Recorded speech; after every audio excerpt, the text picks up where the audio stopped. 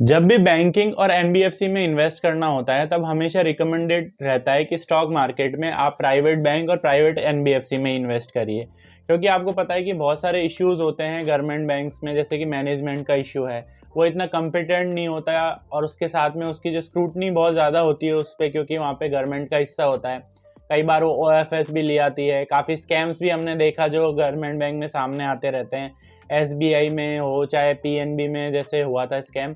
तो इस तरह के स्कैम्स भी बहुत ज़्यादा आते रहते हैं। इसके अलावा आप उनमें देखेंगे कि आपको उनमें ज़्यादा क्रेडिट ग्रोथ भी नहीं मिलेगी, क्योंकि आप खुद भी नोटिस कर सकते हैं कि आपको जो ज़्यादातर कॉल आते होंगे लोन्स के लिए वो ज़्यादातर प्राइवेट बैंक से ही आते हैं।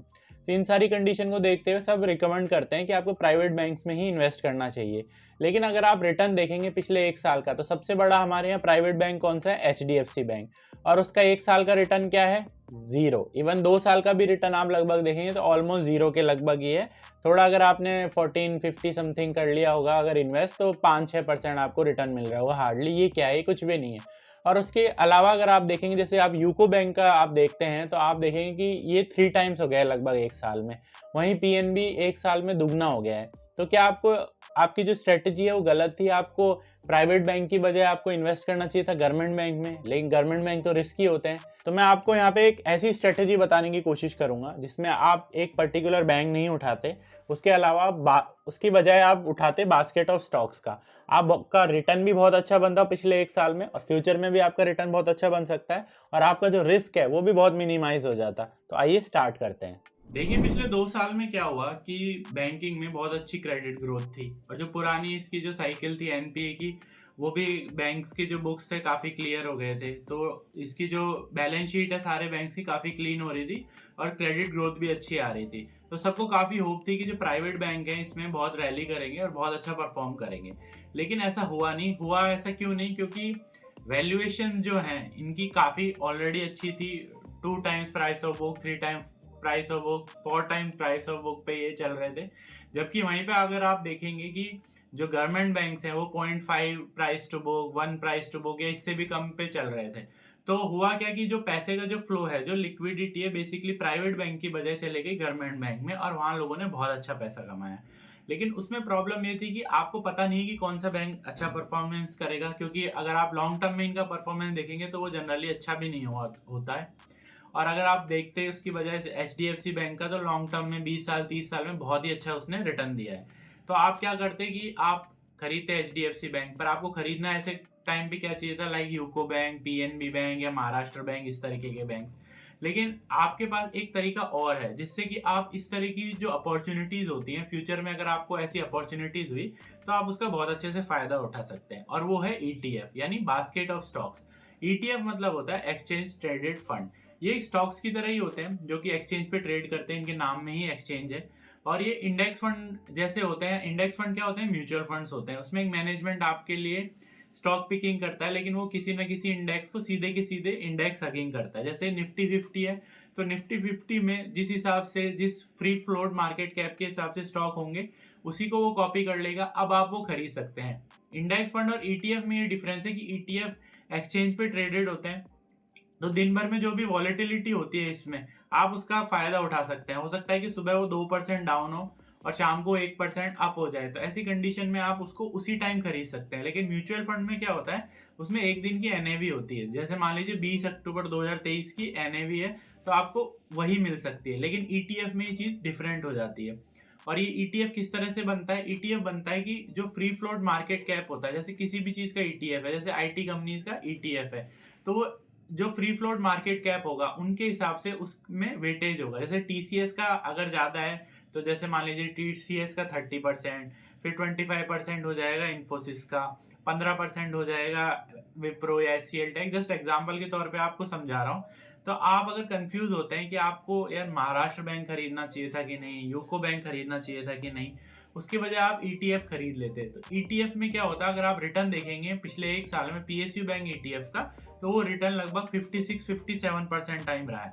और इसमें रिस्क इसलिए कम है क्योंकि आप जानते हैं कि एक स्टॉक है वो जीरो हो सकता है। लोग स्टॉक मार्केट में बर्बाद भी हो जाते हैं कई बार, और एक स्टॉक जीरो हो सकता है। जैसे यस बैंक आप जानते हैं 400 से वो धीरे धीरे आके कहाँ 6 रुपीज पे आ गया था, अभी आई थिंक 18-19 पे ट्रेड कर रहा है। लेकिन एक पूरे का पूरा सेक्टर उसमें इस तरह की चीज नहीं होगी या उसकी पॉसिबिलिटी न के बराबर है।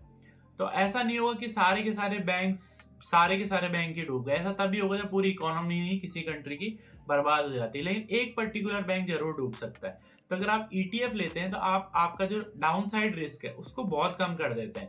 और आप अगर उसमें अच्छे टाइम पे हैं जहाँ पे उसमें टेल विंड्स हैं, तो वहां पे कोई ना कोई आपको पता है कि टेल विंड्स हैं, सेक्टर अच्छा परफॉर्मेंस कर रहा है, तो शायद 3 बैंक्स अच्छा कर जाएं और 3 बैंक्स अच्छा ना करें। लेकिन अगर आपने बास्केट खरीद लिया तो आपका रिटर्न तो बनना तय है ही। अब हम यहाँ पे डिस्कस करेंगे कि हम किस तरह से ईटीएफ में इन्वेस्ट कर सकते हैं। अब जैसे हम देखते हैं कि एक एसबीआई निफ्टी बैंक ईटीएफ है। ये टॉप बैंक्स का ईटीएफ है। यहाँ पे आप देख सकते हैं एचडीएफसी बैंक यहाँ पे 29.1%, आईसीआईसीआई बैंक 23%, एक्सिस बैंक 9.98%। ये सारे जो बैंक्स हैं ये अपने फ्री फ्लोट मार्केट कैप के हिसाब से यहाँ पे उस हिसाब से एसेट्स हैं। एचडीएफसी बैंक सबसे बड़ा बैंक है फ्री फ्लोट के हिसाब से भी और वैसे भी, तो यहाँ पे 29% है। आईसीआईसी बैंक 23% है। अगर ये टॉप के 3 बैंक यहाँ पे अच्छा परफॉर्मेंस करते हैं तो इस जो ये ईटीएफ है ये बहुत अच्छा परफॉर्मेंस आपको करके देगा, क्योंकि यहाँ का जो टॉप वेटेज है ये इन्हीं कंपनीज का है। और धीरे धीरे आप नीचे जाते रहेंगे, जैसे आप मान लीजिए बंधन बैंक है, बंधन बैंक अगर डूब भी जाता है तो यहाँ इस ईटीएफ पे कोई खास फर्क नहीं पड़ेगा। लेकिन अगर आपने बंधन बैंक का शेयर लिया होता तो आपके पोर्टफोलियो पे बहुत गंदा असर पड़ेगा। और एचडीएफसी बैंक यहाँ डूब जाता है तो आपका डेफिनेटली रिटर्न काफी कम हो जाएगा, लेकिन फिर भी कैप रहेगा डाउन साइड, क्योंकि बहुत सारे बैंक इसमें और भी हैं। इसी तरह से हम और ईटीएफ देख सकते हैं, एनएससी की साइट पे जाके हम कंपेयर कर सकते हैं। अब मैं आपको बताता हूँ, देखिए पीएसयू बैंक 20 जिसके बारे में मैं बात कर रहा था, हम यहाँ पे आप इसका रिटर्न देखिए पिछले 1 साल का। ये देखिए इसका रिटर्न लगभग 53% रहा है पिछले 1 साल में। अगर आपने यहाँ पे लगभग इस साल, इवन 1 साल भी छोड़िए, अगर आपने मार्च में भी स्टॉक खरीदा होता, पीएसयू बैंक का ईटीएफ आपने खरीदा होता, तो यहाँ पे 53% का आपको रिटर्न मिल जाता है यहाँ पे। और आपका डाउन साइड रिस्क जो मैंने आपको बताया था वो तो यहाँ पे कैप रहता ही रहता। और इसी तरीके से आपको कई बार कंफ्यूजन होता है कि टीसीएस भी एक अच्छी कंपनी है, इन्फोसिस अच्छी कंपनी है, एचसीएल टेक है, विप्रो है, इस तरह की बहुत सी कंपनीज है और इनके बिजनेस मॉडल में भी बहुत ज़्यादा डिफरेंस नहीं है। डिफरेंस तो है लेकिन बहुत ज़्यादा मेजर डिफरेंस नहीं है। तो कई लोग क्या करते हैं कि 2-3 आईटी स्टॉक्स खरीद लेते हैं, या फिर कई बार कंफ्यूज होते हैं तो कोई भी स्टॉक नहीं खरीद पाते। इसके बजाय अगर वो ईटीएफ उनका खरीद ले तो इसमें ये उनको बहुत अच्छा फायदा होगा कि जब भी आईटी सेक्टर अच्छा परफॉर्मेंस करेगा तो अपने आप उनका जो रिटर्न है वो बेटर हो जाएगा। जैसा कि यहाँ पे मैं बात करूँ आईटी बीज में, यहाँ पे अगर हम चेक करें तो देखिए पिछले, क्योंकि आईटी ने अच्छा परफॉर्मेंस नहीं किया है तो आपका इसको जो चार्ट है इसका वो भी बहुत चौपी दिखेगा, इसका कोई रिटर्न नहीं है अच्छा। लेकिन जब भी ये परफॉर्मेंस करेगा, देखिए यहाँ से एक बार अच्छा चला अप्रैल से, तो 27 से यहाँ पे ये पहुंच गया 33 के लगभग। अगर हो सकता है आपने विप्रो लिया होता, विप्रो का बिल्कुल अच्छा परफॉर्मेंस नहीं है, लेकिन यहीं पे आपने आईटी बीज लिया, तो जब भी आईटी अच्छा परफॉर्मेंस करेगा अपने आप आपका जो ईटीएफ है वो परफॉर्मेंस करेगा और पोर्टफोलियो का भी रिटर्न आपका बहुत अच्छा हो जाएगा। और एचडीएफसी आप देख सकते हैं पिछले 1 साल में, 2 साल में क्या रिटर्न मिला है, ये बॉक्स देखिए कुछ भी रिटर्न नहीं है ऑलमोस्ट। लेकिन यहीं पे पीएसयू बैंक का आप रिटर्न देखिए 53% का आपको यहाँ पे रिटर्न मिला है, विच इज एक्सेप्शनली गुड। और यहीं पे यूको बैंक देख सकते हैं आप, जबरदस्त रिटर्न, 1 साल में आपको 211% का रिटर्न मिल चुका है।